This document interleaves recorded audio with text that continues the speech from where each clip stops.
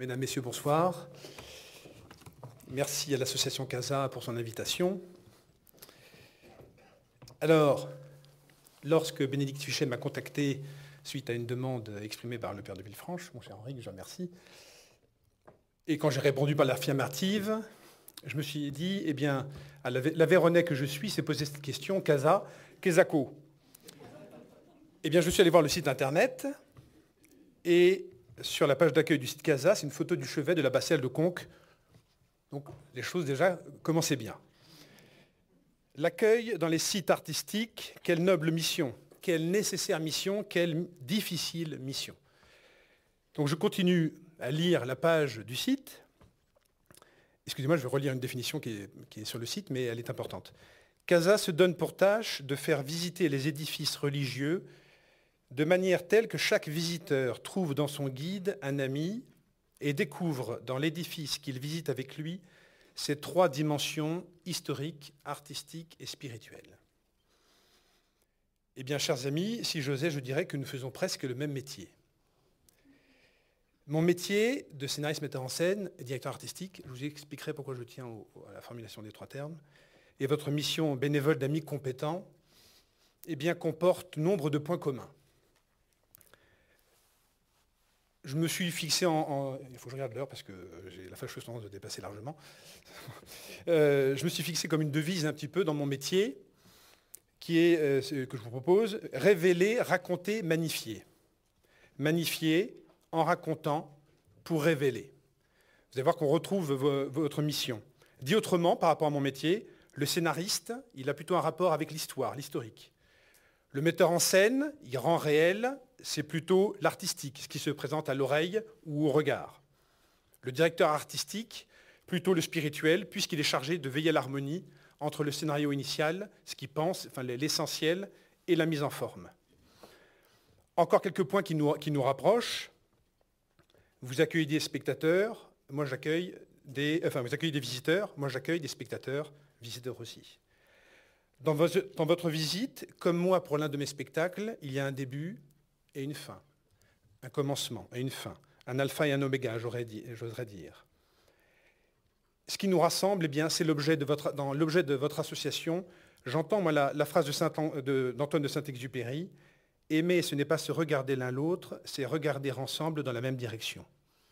Et je dirais que c'est le dernier point commun, peut-être le plus fort qui nous rassemble, c'est que nous aimons le sujet que nous traitons, ou que nous servons plutôt. Là, peut-être, en apparence, nos missions diffèrent. C'est dans l'usage constant de la technique dans mes spectacles.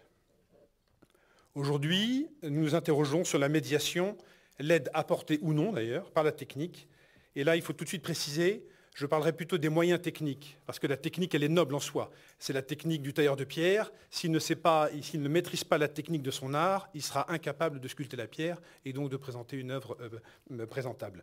Donc c'est plutôt les moyens techniques qui nous interrogent plutôt que la technique en elle-même. Aujourd'hui, cette question est prégnante. Là, j'arrive un petit peu d'un Tour de France ces dernières semaines. Il fait 6000 km en voiture, mais je n'ai pas le choix, pour rencontrer beaucoup de sites et de projets. Nombre de monuments, publics ou privés, aujourd'hui s'interrogent sur le moyen de moderniser ou revoir les moyens de médiation ou de valorisation de leur patrimoine, de leur collection. Effectivement, à l'heure de la virtualisation à tout va et du règne de l'image, la technique est-elle reine, maîtresse, ennemie ou amie ? Incontestablement, cette proposition de titre qui m'est venue suite à l'immense danger pour la jeunesse. Tous les jours, je monte à mon bureau à Saint-Germain-en-Laye et quasiment tous les jours, 99,9% des jeunes que je vois, si ce n'est pas 100%, sont penchés sur leur portable à 8h moins 20. Le soleil se lève sur la plaine de Paris. Chaque matin, c'est des paysages différents. Chaque matin, quasiment 100% des jeunes que je vois sont penchés sur le portable. Et quand je redescends le soir, même punition. Donc le rapport à l'image est vraiment la question fondamentale pour moi. Alors, la visite de Notre-Dame de Paris, ou un spectacle qui la met en scène, pour moi, l'inconvénient de la technique, oui, c'est que les moyens techniques, ils sont fascinants. Mais la visite de Notre-Dame doit amener autre chose. Mettre en scène Notre-Dame, c'est autre chose. La fascination pas automatiquement justement, mais doit amener à la contemplation. La technique, elle fascine. L'art, il permet d'ouvrir un dialogue intérieur, une fenêtre de contemplation. C'est là où le choix se trouve aiguisé pour la technique. Les techniques, c'est comme des ingrédients pour une recette de cuisine. C'est nécessaire de bien les doser. Je me rappelle d'une phrase de Alexis Grus que j'avais rencontré pour un projet et que je garde souvent à l'esprit. Je lui disais, écoutez, monsieur Grus, vous qui avez créé beaucoup de spectacles, il m'avait interrompu d'un geste, il avait gardé le silence. Allez, 9 secondes, 10 secondes, c'est long, hein, dans un entretien, 10 secondes, les yeux dans les yeux. Il n'y a qu'un seul créateur, nous ne sommes que des compositeurs. Cette phrase qu'il m'a dite il y a presque 20 ans, mais elle continue à m'habiter. Alors, dans une visite guidée, dans un spectacle, vous allez voir ce qui est en jeu. J'ai essayé de le théoriser dans un schéma. Un spectacle, une visite guidée, c'est une œuvre qui s'inscrit dans le temps, donc c'est une œuvre finie, temporelle. Donc vous retrouvez le carré des éléments finis, hein, des 4 éléments du monde. C'est d'abord la rencontre de 2 triangles, en quelque sorte. Vous avez le triangle du langage et le triangle de l'inspiration. Le triangle de l'inspiration, il a à voir entre l'artiste, le sujet et les moyens. Quand on me demande un spectacle, voilà le sujet, quels moyens je vais mettre en œuvre pour traiter ce sujet, pour le mettre en scène. À ce triangle de l'inspiration, qui est un combat intérieur, enfin un champ clos intérieur de l'artiste, doit automatiquement répondre le triangle du langage, puisqu'une œuvre, elle est faite pour être proposée au public. Et là, vous avez la relation artiste-sujet, toujours bien sûr, mais avec la médiation, la proposition au public. Ce qui est en jeu, quel que soit le spectacle, c'est là où le terme technique ami ou ennemi, c'est pas très grave. Ce qui est très important, c'est ce que j'appelle le nœud d'inspiration, c'est-à-dire le point d'équilibre, le point central. Alors, parce que toutes ces 4 composantes, en fait, potentiellement, ils sont centrifuges. Le sujet, si vous faites une visite guidée, vous assommez vos visiteurs de termes techniques les plus techniques possibles. Ben, vous allez le perdre. Alors, certes, vous aurez servi Notre-Dame, je suis resté très fidèle à son esthétique, à son artistique. Oui, mais vous aurez perdu le public. L'artiste, quand je fais un spectacle, j'essaie de m'oublier. Ce qui compte, ce n'est pas ma vision. On s'en fout de la vision de Bruno Cellier sur Notre-Dame. C'est comment j'essaie d'être authentique et de mettre en scène, d'être authentique dans la présentation de Notre-Dame. Le public, il y aura beaucoup à dire, parce qu'il y a beaucoup de public. Mais il y a quand même, dans chacun d'entre nous, cette étincelle divine d'amour de la beauté qui fait que même la personne la plus abîmée par son éducation et tout, en elle, il y a cette marque de Dieu qui est cet attrait pour la beauté. Donc, quoi qu'il arrive, je peux à un moment donné, il peut s'ouvrir une porte, une lumière pour toucher cette personne. Mais ce qui est important, c'est constamment de chercher ce point d'équilibre qui assurera la réussite de l'œuvre, du spectacle ou de la visite guidée. Alors, appliqué à Éternelle Notre-Dame. Donc, visite virtuelle, le sujet Notre-Dame de Paris à travers les siècles, dans tous ces espaces et dans toutes ces symboliques. Donc, il faut que je fasse attention à ne pas saouler le spectateur de termes trop techniques ou de visions trop techniques. Les moyens, je vais y revenir, mais le sujet, il est très vaste. Le public hétérodoxe, hétérogène, pardon, hétérodoxe, oui, pourquoi pas, ça marche aussi. Mais le jeune fasciné par l'aspect virtuel, la personne plus cultivée qui va venir avec une certaine réticence pour donner les bons et les mauvais points, et etc., etc. Des chrétiens, des non-chrétiens, des croyants, non-croyants. Bon.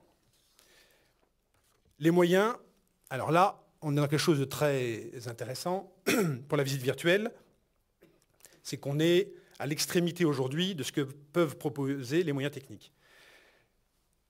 Elle est totalement prégnante. C'est-à-dire que pour la première fois, ce n'est pas moi qui décide de la durée du spectacle, c'est la batterie, la durée de vie de la batterie. Donc, au début, c'était 45 minutes, puis après on m'a dit Bruno, finalement, c'est 42. Non, finalement, c'est peut-être 35. Ah, on n'arrive pas à dépasser 28. Bon, on est remonté un petit peu. Moi, un spectacle, si je le faisais comme ça, naturellement, c'est la cata, quoi. Enfin, normalement, ce n'est pas possible. Mais donc, la durée de la batterie, c'est elle qui va créer la durée du spectacle. Vous êtes dans un monde totalement virtuel, et donc il faut vous déplacer dans ce monde. Et c'est là que, alors je ne rentre pas dans les détails parce que ce serait beaucoup trop long, Mais l'inconvénient de ce genre de projet, c'est que il y a un déséquilibre, un petit peu, je dirais, dans le schéma, enfin pour appliquer la réalité virtuelle, c'est que la dimension visuelle pèse 80% de l'expérience. Votre cerveau travaille tout le temps pour essayer de s'adapter constamment à l'emplacement où vous êtes. Donc, l'appréhension du mystère de ce qu'est Notre-Dame, l'écoute des musiques, des textes, le lien qu'il y a entre le visuel, le sonore, se fait assez difficilement. Il faut la faire plusieurs fois pour le faire pour un public lambda. Pour un public qui connaît déjà Notre-Dame, il arrive à s'y mettre, il arrive à prendre son équilibre. Pour un public qui n'y connaît rien, la partie visuelle va vraiment l'emporter assez loin et il va surtout voir ça comme un jouet plutôt que comme un moyen de médiation. Alors, je vais quand même vous montrer que malgré ça, on peut quand même arriver à faire une visite virtuelle assez symbolique et assez riche, il me semble. Alors, d'abord, eh bien, le choix de l'incendie pour commencer. Un spectacle comme une visite guidée.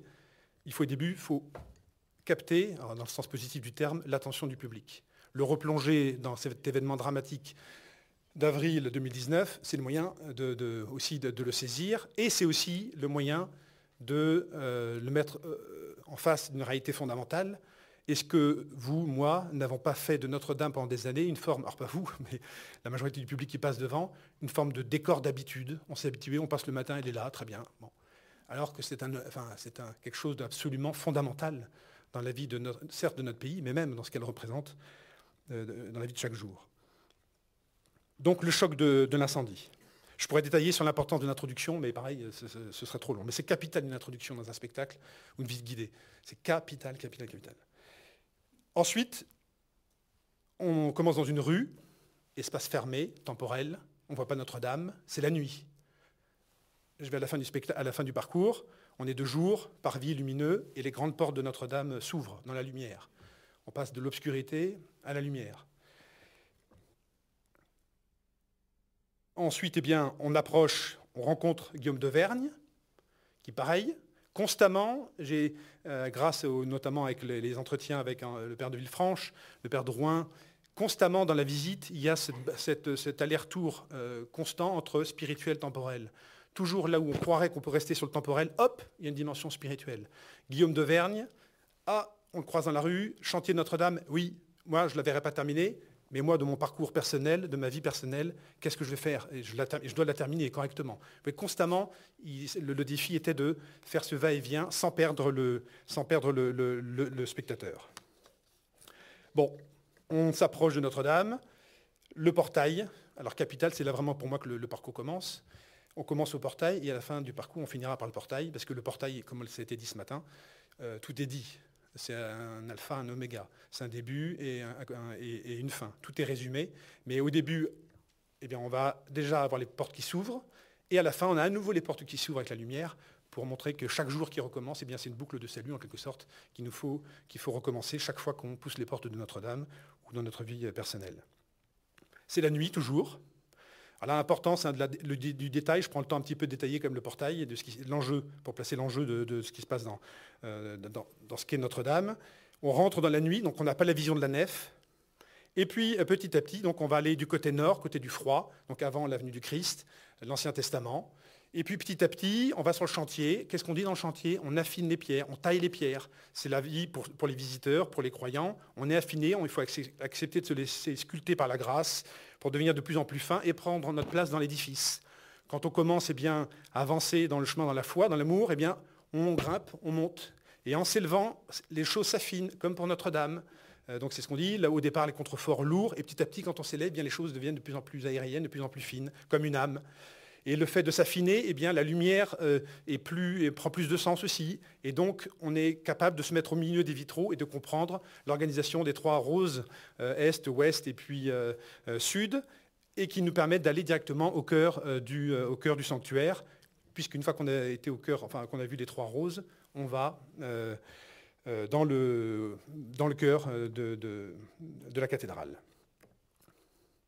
Alors après, j'arrête parce qu'une fois que c'est là, après, il faut alterner les émotions encore. On découvre la nef pour la première fois, mais au milieu, avant de la découvrir du balcon de l'orgue.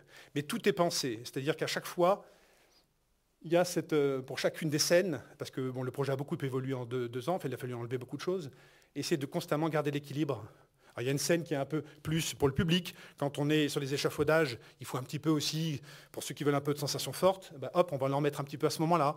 Il faut essayer aussi que chacun en trouve un petit peu. Donc, il faut semer un petit peu ces étapes à l'intérieur du scénario. Alors, c'est très bien tout ça, mais c'est virtuel. Là où vraiment je voudrais insister maintenant sur la noblesse de votre mission, c'est il n'y a pas le regard du guide. Il n'y a pas les modulations de sa voix, il n'y a pas la possibilité de prendre un autre chemin, d'appuyer sur un point particulier, de communier une émotion. Les gens qui font la visite virtuelle avec vous, ils sont en avatar en bleu, ils ne sont pas à côté de vous, et vous n'êtes pas touché par l'émotion physique. Là, je pourrais vous citer un tas d'exemples. C'est très important, la dimension collective aussi de la façon de vivre une liturgie ou un spectacle. Parce qu'un spectacle est une liturgie. Je vous rappelle que pendant des siècles, dans quasiment toutes les civilisations, les seuls spectacles qu'il y avait, c'était des spectacles d'art sacré, liés à la foi. Les spectacles étaient toujours du domaine de la foi. Il faut attendre très tardivement pour que ça ait une dimension plus profane. Donc, la visite réelle l'emportera toujours sur une visite virtuelle. Une expérience immersive, ce n'est pas la rencontre réelle avec Notre-Dame, avec le mystère qu'elle présente au monde. Ça restera toujours votre tâche à vous. Alors, pour terminer mes 20 minutes, pensez qu'une visite guidée, eh bien, c'est comme un spectacle. L'artiste, c'est vous. Le sujet, c'est Notre-Dame. Les moyens, c'est votre art oratoire et tout le décor de Notre-Dame qui se présente à vos yeux et aux yeux du public. Le public, il peut changer. Et donc, le sujet, c'est Notre-Dame. Donc, pensez, parce que j'ai fait des visites guidées il y a 30 ans, j'en fais encore quelques-unes. Le public a changé incontestablement. Et de plus en plus, on a un public dont le niveau culturel s'est fortement abaissé, voire effondré, voire inexistant. Donc la notion, connaître votre public, la façon de gérer un public, c'est pour ça que je dis qu'il faut que vous approchiez vraiment vos visites sous un angle un peu spectacle. C'est-à-dire que ce qui est important, ce n'est pas de vous faire plaisir. Il faut que vous êtes des médiateurs, il faut que ce que vous avez à dire, ça passe et ça touche. Et ça, pour ça, il faut prendre conscience de à quel moment vous rencontrez la personne, à quel moment de la journée et où vous voulez aller. Donc c'est vraiment capital d'avoir une approche un peu complète et de vous mettre en scène. Vous ne vous rendez pas compte, mais le regard qu'a le public par rapport à la façon de vous poser au début d'une visite, à la fin, pendant, les respirations, les moments de silence, tout ça, c'est votre mise en scène. Et c'est des trésors pour toucher les gens. Donc pensez à bien réfléchir à ça. Parce que rappelez-vous cette lettre. Oui, voilà. Rappelez-vous cette. Et je terminerai par là, pour garder du temps pour les questions tout à l'heure. Votre mission, la mienne, quand je fais un spectacle sur un lieu comme Notre-Dame, eh bien, je lis ce passage de la lettre aux artistes de Pie XII. Notre objectif, comme ceux qui ont bâti Notre-Dame. Faites donc sourire sur la terre, sur l'humanité, le reflet de la beauté et de la lumière divine. Et vous aurez, en aidant l'homme à aimer, tout ce qu'il y a de vrai, de pur, de juste, de saint, d'aimable, contribué grandement à l'œuvre de la paix. Et Deus Pacis Erit Vobiscum, lettre aux artistes de Pie XII. Je vous remercie.